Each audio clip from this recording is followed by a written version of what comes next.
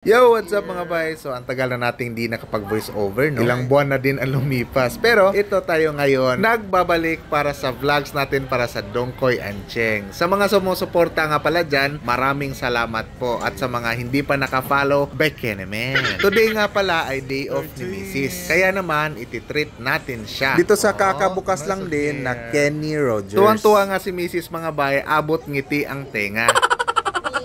Siyempre, galing salon yan. Oh, bagong hairstyle ah. Mas lalo pang gumanda si Master Nax naman.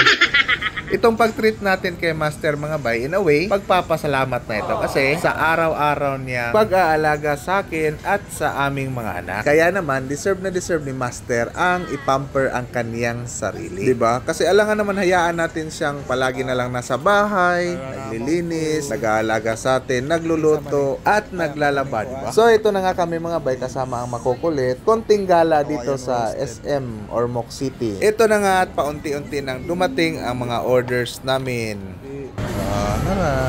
Enjoy na. Enjoy na. Lami. No?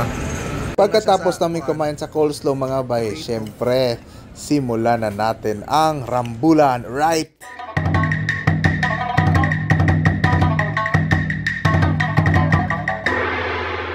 Oh, ang bilis, diba? So, syempre, dessert naman. At pagkatapos namin kumain, mga bay, sa sobrang busog namin, may sobra pa kaming mga muffins. And syempre, kinasanayan na talaga namin na magligpit pagkatapos namin kumain. Kung umabot ka sa part ng video na to mga bay, baka pwede pa-comment naman ng isang hi dyan. And that's it mga bay. Sana nag-enjoy kayo sa video namin na ito. Thank you very much for watching. Kita-kits sa susunod na post. Alright!